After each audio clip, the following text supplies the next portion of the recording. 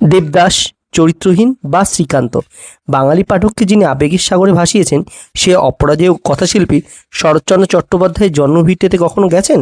হুগলি জেলার এক শান্ত স্নিগ্ধ গ্রাম দেবানন্দপুর। 1876 সালের 15ই সেপ্টেম্বর এই গ্রামেই জন্ম নেন শরৎচন্দ্র। তার শৈশবের একটা বড় অংশ কেটেছে এখানেই।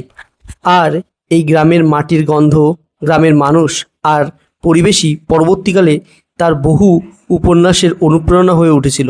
এখানে এলে আপনি দেখতে পাবেন শরৎ স্মৃতি মন্দির, যেখানে সযত্নে রাখা আছে কবির ব্যবহৃত কিছু জিনিস, তার লেখার টেবিল এবং দুর্লভ কিছু পাণ্ডুলিপি।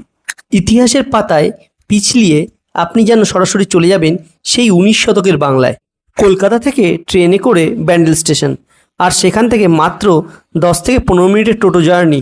টোটো ভাড়া পড়বে মাথাপিছু 20 টাকা। ব্যাস পৌঁছে যাবেন দেবানন্দপুর। উইকেন্ডে মাত্র কয়েক ঘন্টার জন্য ইতিহাসের পাতায় হারিয়ে যেতে এর চেয়ে ভালো জায়গা আর হয় না। কথাশিল্পী শরৎচন্দ্র চট্টোপাধ্যায় এক দরিদ্র কিন্তু সংস্কৃতি মনস্ক পরিবারে জন্মগ্রহণ করেন।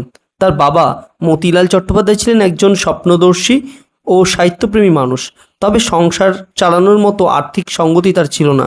মায়ের নাম ছিল ভুবনমোহিনী দেবী।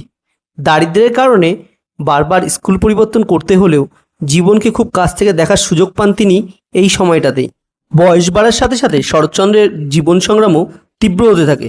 অর্থাভাবে কলেজের পড়াশোনা শেষ করতে পারেননি। তরুণ বয়সে কিছুটা উদাসীন আর ঘুরে বেড়ানোর স্বভাব ছিল তার। জীবিকার খোঁজে 1903 সালে তিনি পাড়ি জমান বার্মা বা বর্তমানে মায়ানমারের রেঙ্গুনে। সেখানে এক সরকারি অ্যাকাউন্টেন্ট অফিসে কেরানির চাকরি পান। রেঙ্গুনে থাকাকালীন তার জীবনে ঘটে নানা গুরুত্বপূর্ণ ঘটনা। সেখানে তিনি বিবাহ বন্ধনে আবদ্ধ হন, কিন্তু দুর্ভাগ্যবশত প্লেগ মহামারীতে তার স্ত্রী ও সন্তান মারা যায়। পরবর্তীতে তিনি হিরণময় দেবীকে বিবাহ করেন। রেঙ্গুনে তিনি 13 বছর ছিলেন। এই রেঙ্গুনে থাকার সময়ই শরৎচন্দ্র পুরোদমে সাহিত্য চর্চা শুরু করেন। 1913 সালে যমুনা পত্রিকায় তার রামের সুমতি প্রকাশিত হতেই সাহিত্য জগতে আলোড়ন সৃষ্টি হয়। এরপর একে একে দেবদাস, বড়দিদি, পরিণীতা, চরিত্রহীন এবং তার কালোজয়ী উপন্যাস শ্রীকান্ত প্রকাশিত হতে থাকে। তার লেখার মূল শক্তি ছিল সহজ ভাষার ব্যবহার এবং চরিত্রগুলোর জীবন্ত উপস্থাপন। বিশেষ করে তৎকালীন সমাজ ব্যবস্থায় অবহেলিত ও নিপীড়িত নারীদের প্রতি তার যে সহানুভূতি প্রকাশ পেয়েছিল তা বাংলা সাহিত্যে বিরল। শরৎচন্দ্র কেবল সাহিত্যিকই ছিলেন না, দেশের স্বাধীনতা আন্দোলনের সাথেও গভীরভাবে যুক্ত ছিলেন। দেশবন্ধু চিত্তরঞ্জন দাশের আহ্বানে তিনি সক্রিয় রাজনীতিতে যোগ দেন এবং হাওড়া জেলা কংগ্রেসের সভাপতি হন। তার লেখা পথের দাবি উপন্যাসটি রাজনৈতিক বিপ্লবের তীব্র বার্তার কারণে তৎকালীন ব্রিটিশ সরকার বাজেয়াপ্ত করেছিল। জীবনের শেষ ভাগে তিনি হাওড়ার বাজে শিবপুরের কাছে সমতাবেড়িয়া গ্রামে রূপনারায়ণ নদীর তীরে একটি সুন্দর বাড়িতে বসবাস শুরু করেন।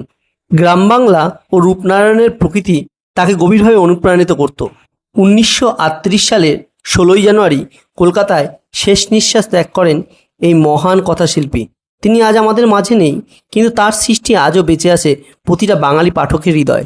দেবদাস, পারো, শ্রীকান্ত কিংবা রাজলক্ষ্মী এরা কেবল বইয়ের চরিত্র নয়, আমাদেরই আশেপাশের পরিচিত মানুষ।